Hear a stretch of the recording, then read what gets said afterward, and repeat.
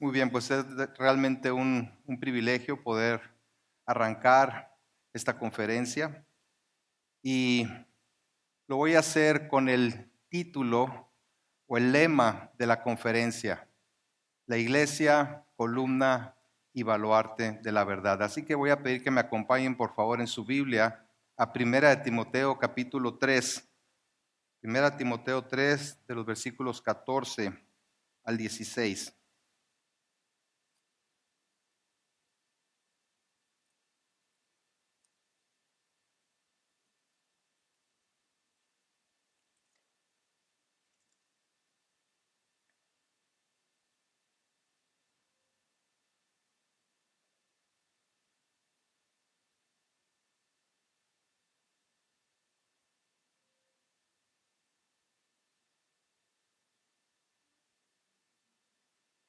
Dice así la palabra de Dios en 1 Timoteo capítulo 3, versículo 14. Esto te escribo, aunque tengo la esperanza de ir pronto a verte, para que si tardo, sepas cómo debes conducirte en la casa de Dios, que es la iglesia del Dios viviente, columna y baluarte de la verdad. E indiscutiblemente grande es el misterio de la piedad. Dios fue manifestado en carne, justificado en el Espíritu, visto de los ángeles, predicado a los gentiles, creído en el mundo, recibido arriba en gloria. Oremos una vez más. Amado Padre, esta es tu palabra, tu bendita palabra. Ayúdanos, Señor, a reverenciarte,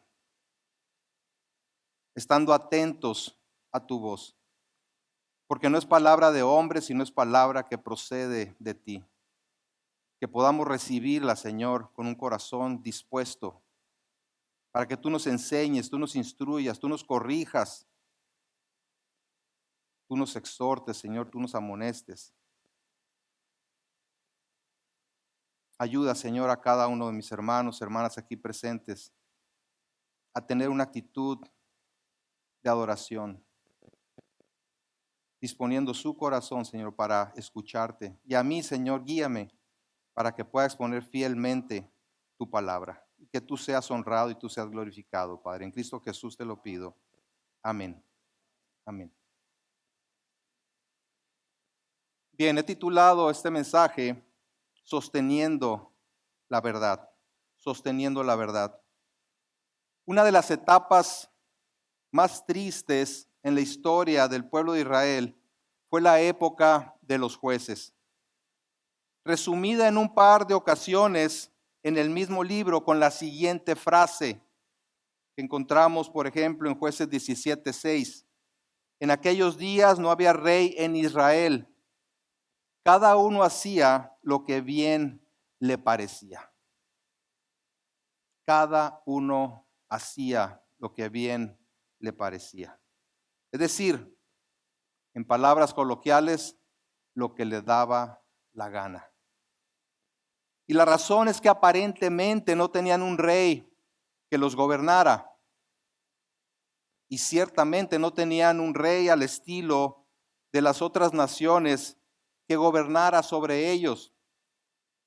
Sin embargo, tenían como su líder supremo a Dios mismo, a quien una y otra vez rechazaron y menospreciaron, padeciendo las consecuencias. Más adelante, en la etapa de los reyes precisamente, pidieron un rey. Pidieron un rey como tenían las demás naciones. Y ante el desagrado del profeta Samuel por esta petición, Dios le dijo a Samuel, su fiel profeta, y dijo Jehová a Samuel en 1 Samuel 8:7, oye la voz del pueblo en todo lo que te digan, porque no te han desechado a ti, sino a mí me han desechado para que no reine sobre ellos. Tremendas palabras de parte de Dios para el profeta.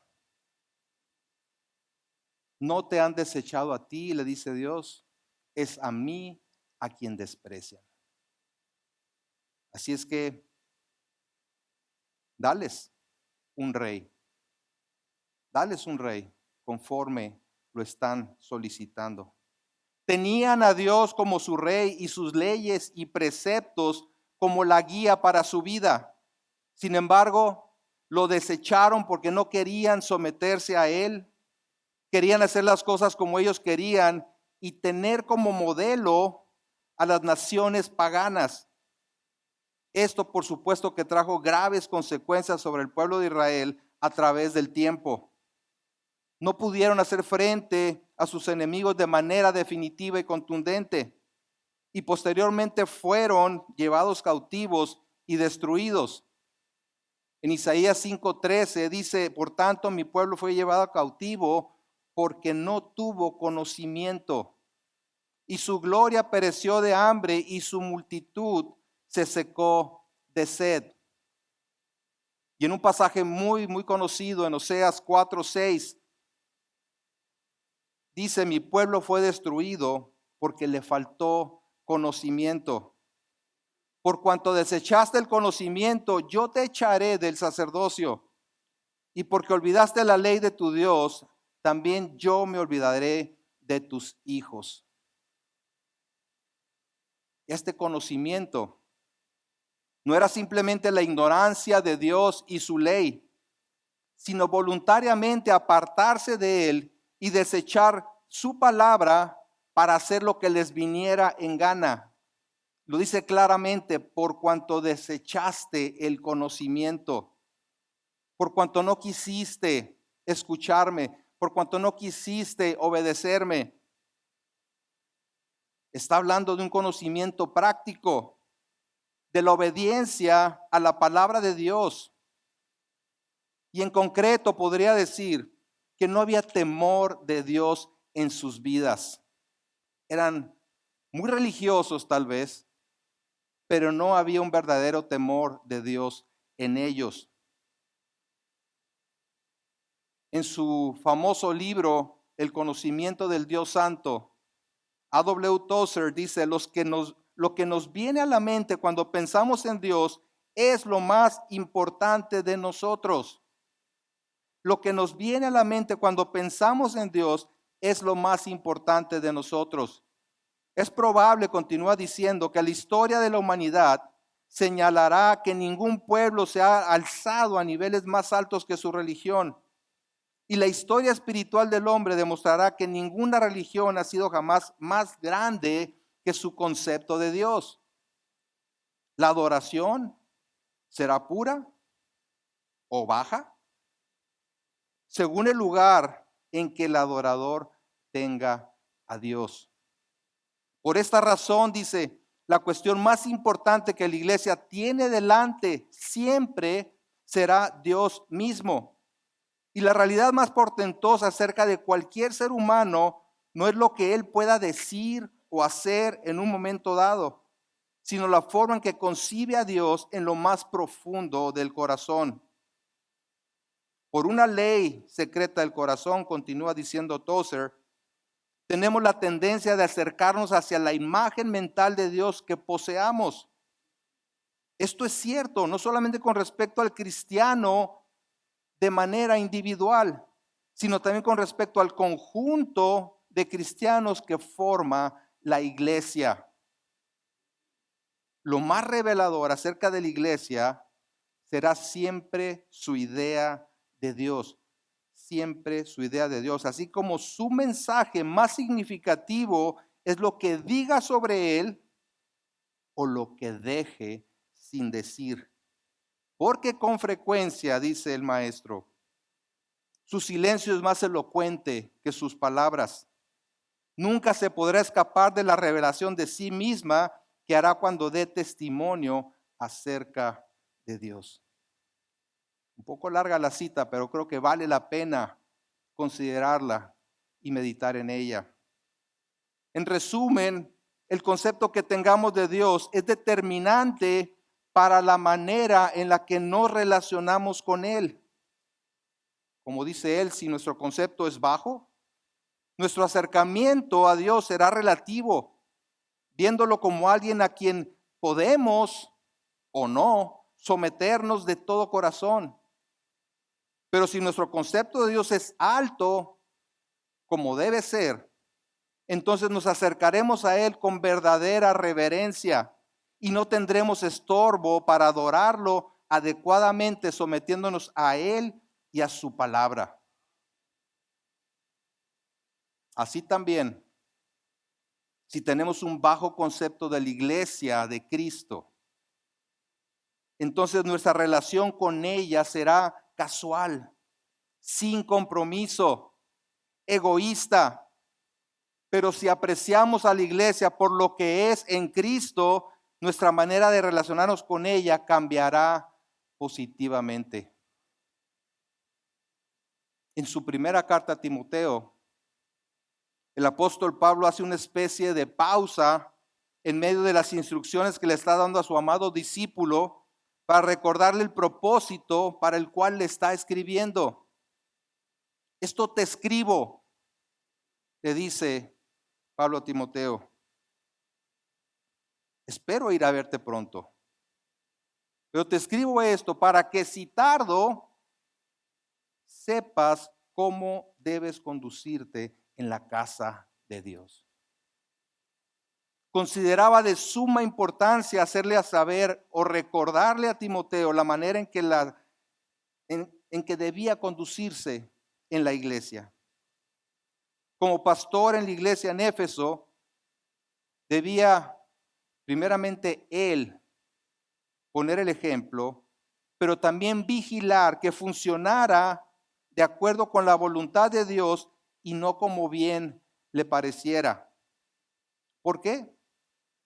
Porque se trata nada menos que de la casa de Dios, la iglesia del Dios viviente, y que existe para sostener en alto la verdad, el glorioso evangelio del Señor Jesucristo y toda la palabra de Dios. Hoy en día, muchos ministerios evangélicos se han venido abajo o se han desviado porque se apartan de la sana doctrina y menosprecian las instrucciones claras y directas de Dios para su iglesia. Y no solo ministerios, sino una gran cantidad de personas que profesan ser cristianas se alejan decepcionadas de las iglesias. ¿Por qué? Porque dicen que no cumplen sus expectativas o por los problemas que se presentan en la iglesia. Si tanto Timoteo como todo pastor a través de la historia va a llevar a cabo fielmente la conducción de la iglesia en su expresión local, debe tener presente de manera muy clara qué es la iglesia, cuál es su misión y en qué está fundada. Veremos entonces en el arranque de esta conferencia 4 aspectos de la instrucción de Pablo a su amado discípulo, esperando que nos ayuden a comprender la gran importancia de conducirnos y conducir a la iglesia, no como bien nos parezca, sino conforme a la voluntad de Dios. Vemos entonces en primer lugar el propósito de la instrucción. El propósito de la instrucción. Esto te escribo, le dice Pablo, para que sepas cómo debes conducirte en la casa de Dios. O como dice la Biblia textual, para que sepas cómo hay que comportarse en la casa de Dios. El apóstol tenía planes de regresar pronto a Éfeso, pero como dije, no había tiempo que perder porque el peligro de la desviación se cernía sobre la iglesia en Éfeso. Y era urgente y de suma importancia que Timoteo pusiera orden y no permitiera que ni las falsas doctrinas ni las prácticas equivocadas se extendieran en la iglesia. Al decirle esto te escribo para que sepas, presenta de cierta manera el propósito de la epístola, que en resumen es reforzar algunos aspectos importantes de la manera en la que deben hacerse las cosas en la iglesia, de la manera en la que debe uno conducirse en la iglesia. El capítulo 1 le habla de la importancia de la doctrina y el peligro de ser desviados con filosofías huecas de este mundo. Es decir, debían permanecer unidos en y por la verdad. En el capítulo 2 habla sobre el orden y la conducta en la adoración corporativa, la actitud en la oración y las características de las mujeres piadosas. En el capítulo 3 describe claramente las cualidades de los pastores y diáconos, con un especial énfasis en su carácter. El estándar para un varón en una posición de liderazgo es alto, pues ellos son los que establecen el ejemplo para el resto de la congregación. Del capítulo 4 en adelante, el énfasis es en advertir acerca de la apostasía que se cernía sobre la iglesia y la importancia de perseverar en la sana doctrina, tanto en su proclamación como en la vida práctica. Esto es parte de lo que Timoteo y toda la iglesia debe tener presente, no solo como un conocimiento intelectual, sino el conocimiento práctico de cómo deben hacerse las cosas en la iglesia. No se trata de inventar, de alterar o inclusive de tratar de mejorar la forma de conducirse, la forma que Dios ha establecido para cómo se deben de hacer las cosas en su iglesia. Se trata entonces de seguir las instrucciones contenidas en la palabra de Dios. Ahora, ¿por qué es de suma importancia hacer esto? ¿Por qué es tan importante cuidar el comportamiento y la manera en la que se hacen las cosas en la iglesia? Pablo no solamente da la instrucción, quiero que sepas, quiero recordarte, quiero instruirte cómo se deben hacer las cosas, sino que provee la razón proporcionando una preciosa definición de lo que es la iglesia. Dice, se trata nada menos que de la casa de Dios.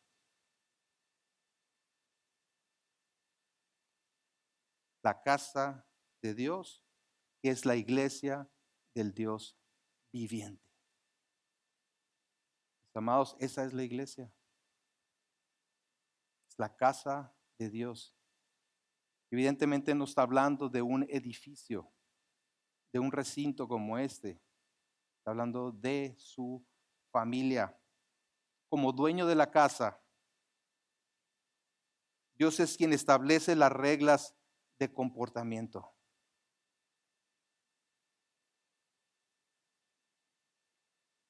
Y al darle estas instrucciones a Timoteo, está definiendo su identidad, la identidad de la iglesia.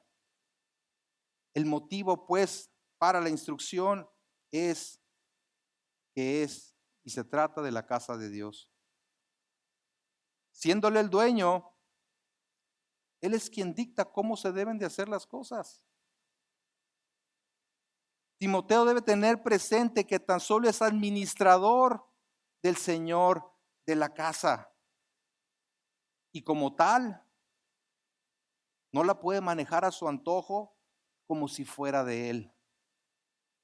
Tampoco ha dejado sin instrucción a la iglesia para que haga las cosas como cada uno quiera, sino conforme a su voluntad. Simplemente uno no llega a una casa ajena cambiando las reglas. Si te piden que te quites los zapatos, o te los quitas o te vas.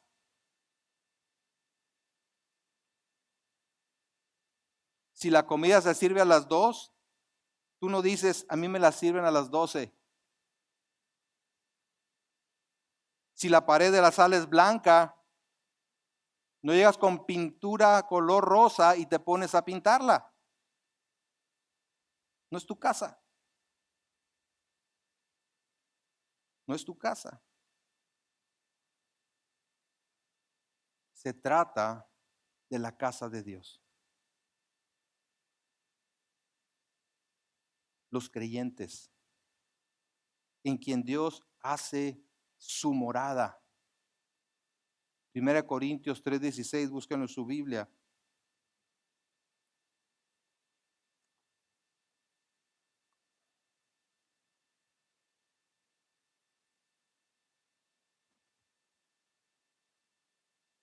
Primera de Corintios 3:16 dice, ¿no saben que ustedes son templo de Dios y que el Espíritu de Dios habita en ustedes? Y el 17 es tremendo. Si alguno destruye el templo de Dios, Dios lo destruirá a él, porque el templo de Dios es santo y eso es lo que ustedes son. Eso es lo que ustedes son. Y se lo está diciendo a los cristianos en Corinto, que no eran reconocidos precisamente por ser ejemplares en su conducta. Sin embargo, les dice, ustedes son santos. ¿Acaso ves tú a la iglesia, a la casa de Dios como un grupo de gente santa? Obviamente no santos por sí mismos, sino por haber sido santificados mediante la ofrenda del cuerpo de Cristo. La iglesia, por su naturaleza misma, pertenece al Dios vivo. En su discurso de despedida en Mileto, Pablo hace la siguiente advertencia a los pastores de la región, enfatizando la naturaleza de la iglesia. En Hechos 20:28 dice, por tanto, mirad por vosotros, es decir, tengan cuidado de sí mismos y por todo el rebaño en que el Espíritu Santo os ha puesto por obispos, por ancianos, para apacentar, para pastorear la iglesia del Señor, la cual Él ganó por su propia sangre. La iglesia es pertenencia del Señor porque Él pagó el precio de su redención. Cristo se sacrificó para rescatarnos de la muerte. Y si eso no impone un alto grado de asombro y gratitud en nosotros, entonces no comprendemos ni comprenderemos lo que significa ser la iglesia de Cristo. La manera en la que concebimos a la iglesia determinará la forma en la que nos acercaremos a ella y nos conduciremos como parte de ella. Si tenemos una idea equivocada o una visión baja de lo que es la iglesia, entonces tendremos expectativas erróneas y no lograremos amarnos como hermanos ni hacer las cosas como Dios ha establecido. Muchos el día de hoy no forman parte activa de una iglesia local, argumentando que pueden tener una relación con Jesucristo, pero que no creen en la iglesia, en lo que consideran la organización formal de la iglesia local. Una de las razones que más se dan es que han sido decepcionados por el liderazgo de la o las iglesias locales. Y ciertamente esto sucede. Pero es precisamente por esta razón por lo que Pablo se ocupa de que Timoteo y toda la iglesia sepan cómo deben hacerse las cosas en la iglesia local. En el capítulo 3, por ejemplo, lo mencioné, proporciona los requisitos para los pastores o ancianos. Y si ellos no se apegan a esos requisitos, entonces hay un problema. Hay un serio problema. Porque se están haciendo las cosas no como Dios ha establecido, sino como nos da la gana. Comprender, lo digo nuevamente, comprender lo que la iglesia es, la familia de Dios, debería infundir un gran respeto hacia ella. No es una organización que funciona como una empresa del mundo, sino un organismo vivo, establecido para la gloria de Dios, y por lo tanto no debemos menospreciarla ni tratarla con desdén o indiferencia, y mucho menos atacarla. Somos un cuerpo. Somos un cuerpo constituido por miembros diversos, cada uno cumpliendo una función, pero todos unidos con un mismo propósito. Y de eso se estará hablando también durante este tiempo. El Nuevo Testamento contiene una gran cantidad de instrucciones acerca de la manera en la que los cristianos se deben relacionar unos con los otros. Y si tú no eres parte activa de una iglesia local, no podrás cumplir con estos mandatos. Y por lo tanto, déjame decirlo claramente, estás en pecado. Dice que debemos amarnos los unos a los otros, soportarnos, perdonarnos, animarnos, exhortarnos, amonestarnos, edificarnos, servirnos, orar unos por los otros y más. Considera tu actitud a la luz de lo que es la iglesia, y si no ha sido la correcta, arrepiéntete, pidiéndole perdón al Señor y disponiéndote de todo corazón para amar y servir al Señor a través de amar y servir a tus hermanos. Primera de Juan 4:20, la mayoría lo conocen, búsquenla. Primera de Juan 4:20.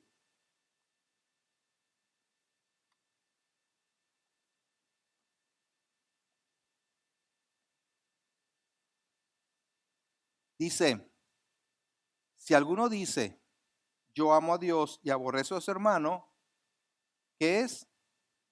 Mentiroso. Pues el que no ama a su hermano a quien ha visto, ¿cómo puede amar a Dios a quien no ha visto?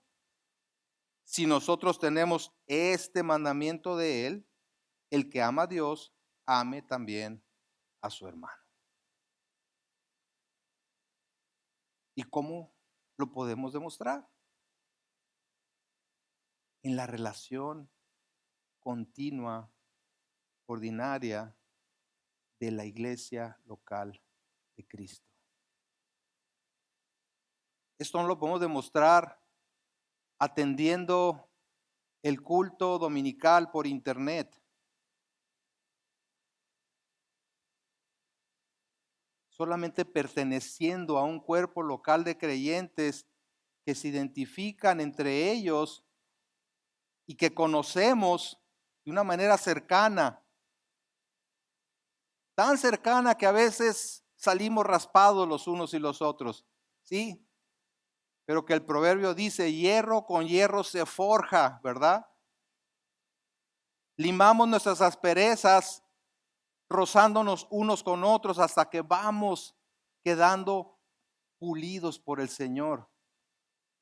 Eso no lo podemos hacer aislados, alejados de los demás o criticando únicamente lo que los demás hacen. Es que no me gusta cómo hacen esto, es que no me cae bien aquel, es que aquel me ve feo, es que aquel, es que.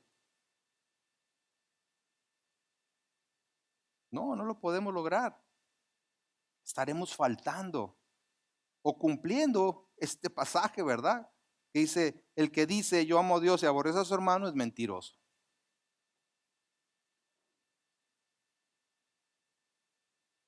O tal vez como pastor no has hecho las cosas como Dios las ordena, sino conforme a tus deseos. También arrepiéntete y pide perdón al Señor, cambiando el rumbo de tu ministerio para que sea conforme a la voluntad de Dios. ¿Va a costar? Sí, sí, porque a muchos no les va a gustar. Pero o quieres agradar a Dios o quieres agradar al hombre.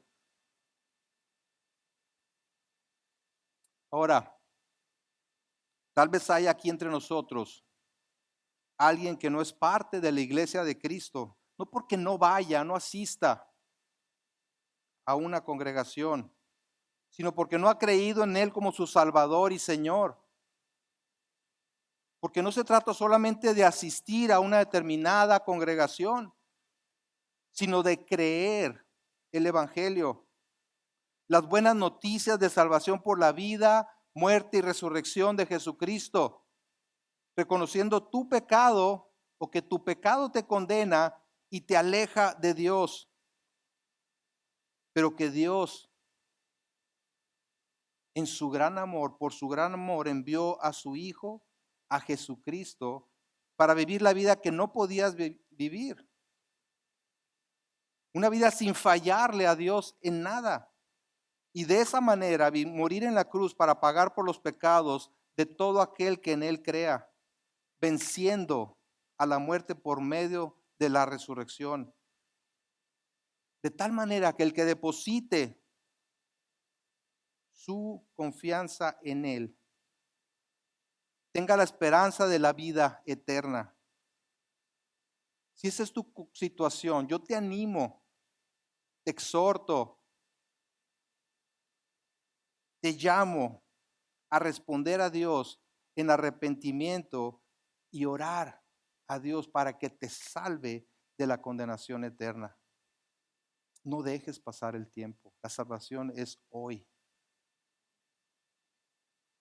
Ahora, conocer nuestra identidad como miembros de la familia del único Dios verdadero debe impulsarnos a desear vivir para Él y hacerlo conforme a su voluntad. Porque no solamente le pertenecemos, sino que lo representamos. Nos ha trasladado del reino de las tinieblas al reino de luz. ¿Y para qué lo ha hecho? Para anunciar sus virtudes, para anunciarlo a Él, para darlo a conocer. Y esto define la misión de la iglesia. Entonces vemos la instrucción de Pablo a Timoteo, el motivo de esa instrucción, porque se trata de su iglesia. Y ahora la misión, diciendo que esa iglesia, que es la casa de Dios, la iglesia del Dios vivo, es columna y baluarte de la verdad. El corazón de la misión de la iglesia es servir como soporte para la verdad. Para los habitantes de Éfeso y de toda esa región, la ilustración de un edificio con columnas era muy familiar, ya que había diversos edificios con una gran cantidad de columnas sosteniendo las impresionantes estructuras, altísimos techos. El templo de la diosa Diana o Artemisa, una de las 7 maravillas del mundo antiguo, contenía más de 120 impresionantes columnas que sostenían la inmensa estructura del techo. Cuando Pablo dice la iglesia es columna y baluarte de la verdad, está diciendo la iglesia son ustedes, esos pilares reforzados con unos baluartes para darles estabilidad que están sosteniendo la verdad.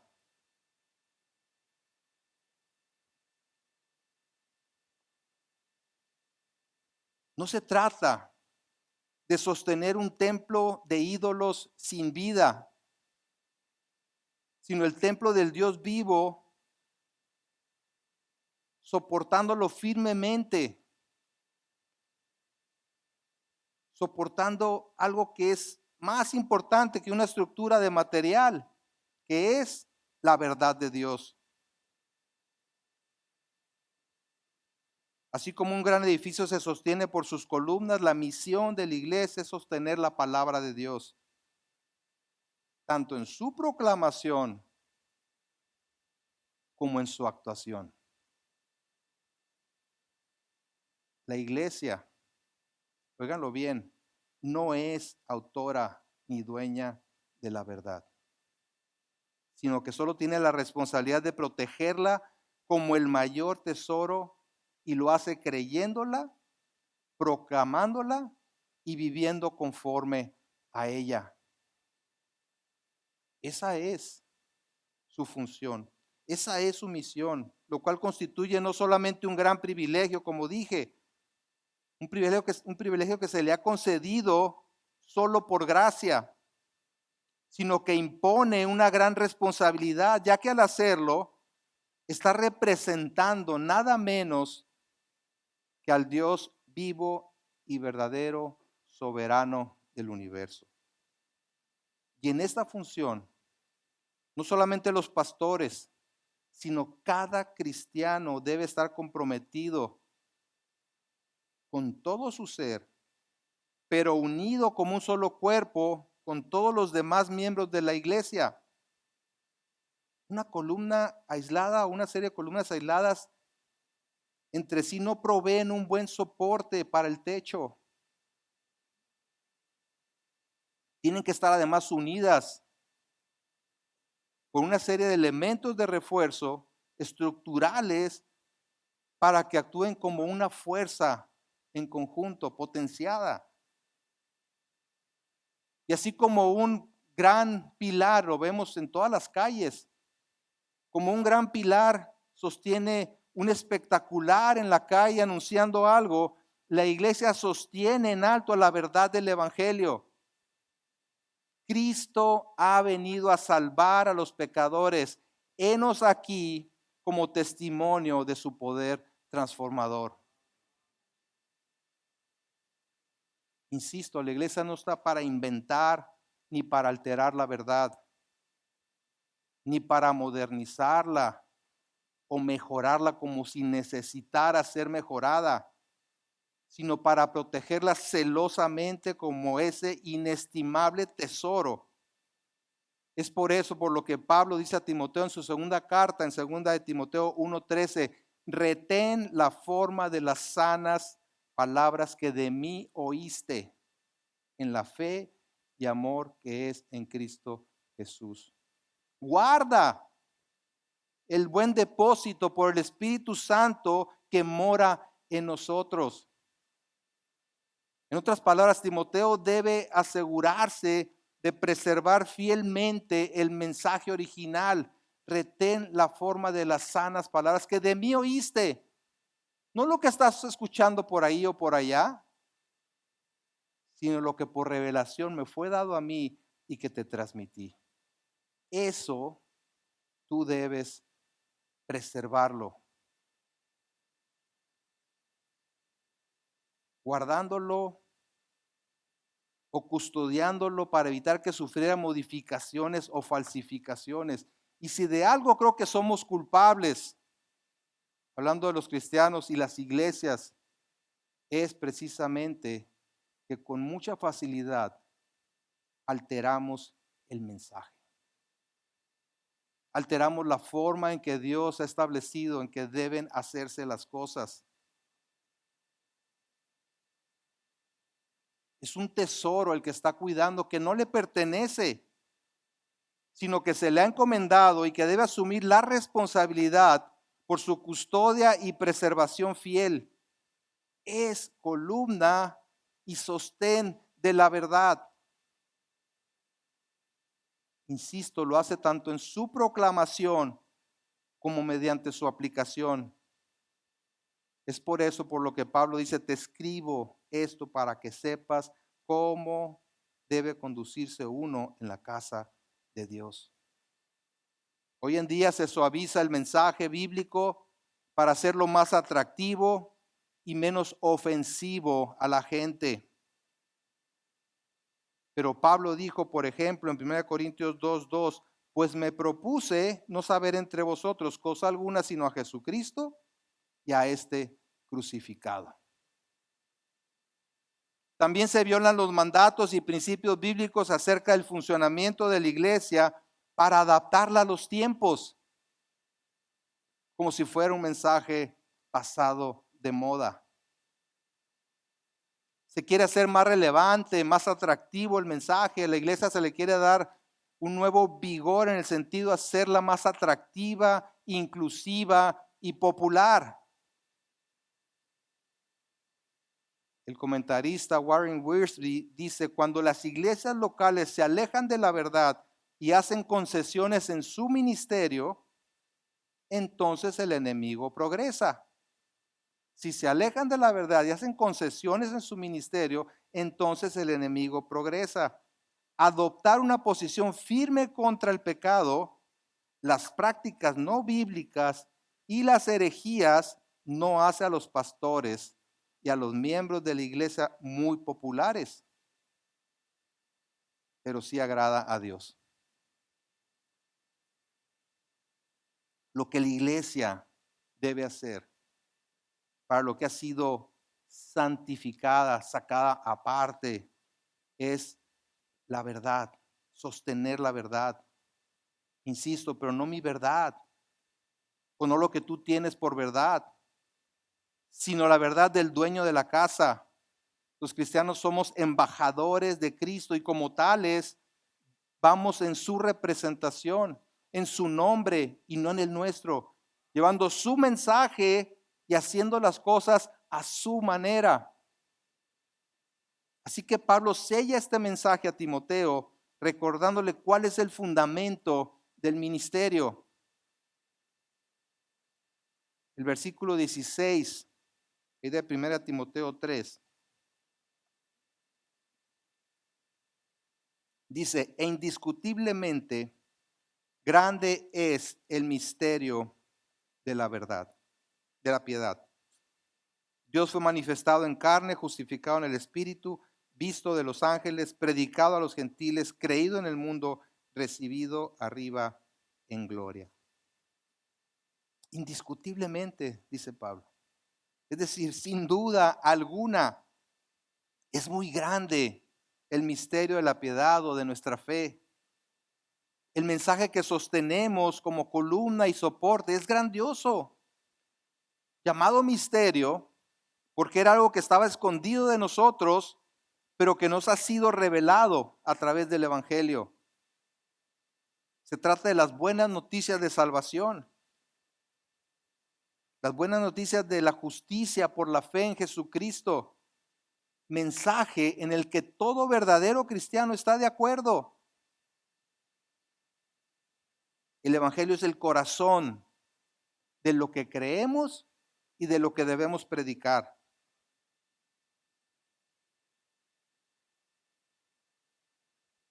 Y el cual Pablo presenta a continuación a través de un fragmento de un himno de la iglesia primitiva y que constituye el fundamento para la instrucción dada a Timoteo y a todos los cristianos. Este glorioso mensaje se puede resumir en 6 verdades acerca del Señor Jesucristo, acomodadas en pares para que describen su obra de redención. En primer lugar, hace alusión a la encarnación de Jesús, dice manifestado en carne, es decir, Dios hecho hombre, y a su resurrección, justificado o vindicado en el Espíritu.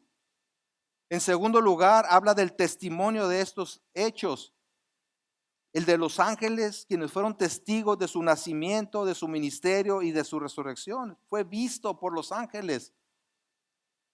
Y el testimonio de los cristianos a través de la proclamación del Evangelio, predicado a los gentiles, a las naciones. En tercer lugar, describe los efectos de estas realidades del Evangelio a través de la fe suscitada por su afirmación, creído en el mundo, y de la exaltación gloriosa de Cristo, recibido allá en gloria.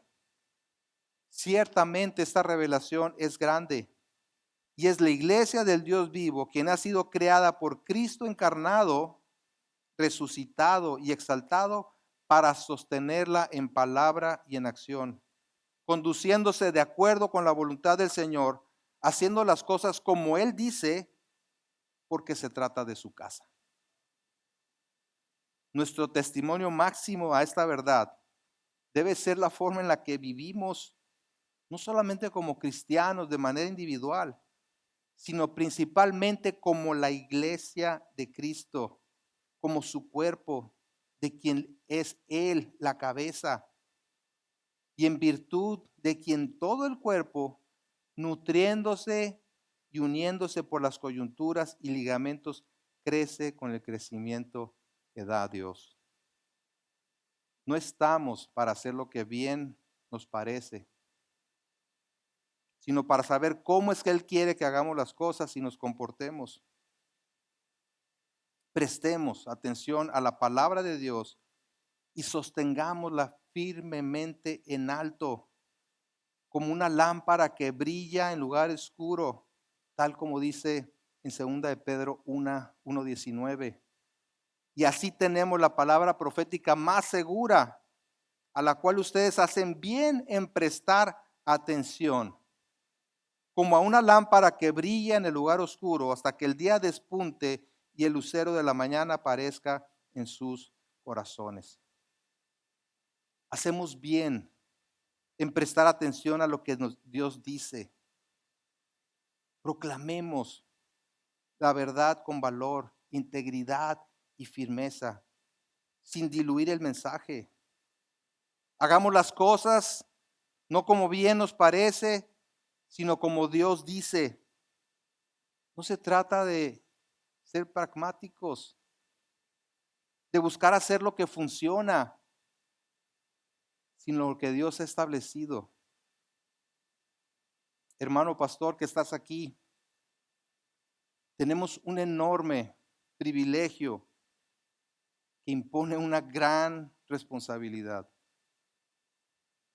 para lo cual es necesario tomar en serio lo que la palabra de Dios dice en cuanto a la manera de hacer las cosas en la iglesia del Dios viviente. Para que sepas, es necesario conocer, pero no solamente conocer, obedecer lo que Dios dice en cuanto a la manera de hacer las cosas en la iglesia. Y a ti que te consideras cristiano, no menosprecies la iglesia del Dios vivo, porque ha sido comprada por la sangre de Cristo. Ámala y determina en tu corazón ser uno de esos pilares que sostienen la preciosa verdad del Evangelio. No solamente hablando de ella, sino viviéndola, dando testimonio del poder de la palabra de Dios. Vivamos de acuerdo con su palabra, porque su palabra es verdad. Y sostengámosla firmemente como una lámpara que brilla en lugar oscuro hasta que el día despunte y el lucero de la mañana aparezca en los corazones. Oremos. Padre, gracias te damos por este tiempo. Te rogamos, Señor, que esta tu palabra se anide no solamente en nuestra mente, sino en nuestro corazón, para que podamos vivir por ella. Perdónanos por cada ocasión en que hemos pecado contra ti, al tener no solamente un bajo concepto de ti, sino un pobre concepto de tu iglesia, ese tesoro que costó la sangre de Cristo. Límpianos, Señor. Muéstranos lo que significa para ti tu preciosa iglesia y ayúdanos a ser parte activa de ella, representándote, Señor, de una manera digna. Que la gloria, Señor, sea para ti, en Cristo Jesús. Amén.